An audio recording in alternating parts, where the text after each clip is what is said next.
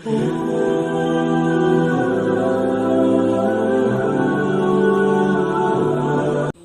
الله الرحمن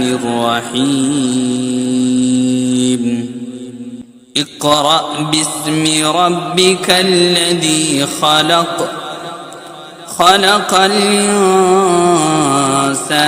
من علق اقرأ وربك الأكرم الذي علم بالقلم علم الإنسان ما لم يعلم كلا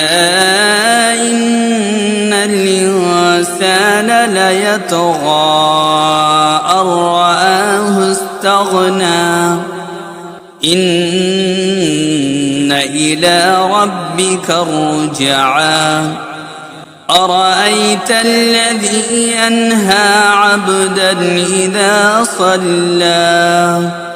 أرأيت إن كان على الهدى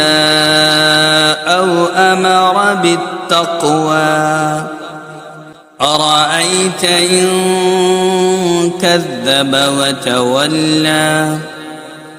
ألم يعلم بأن الله يرى كلا لئن لم ينته لنسفعا بالناصية ناصية كاذبة خاطية فليدع ناديه سندع الزبانية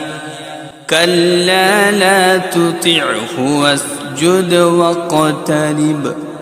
صدق الله العظيم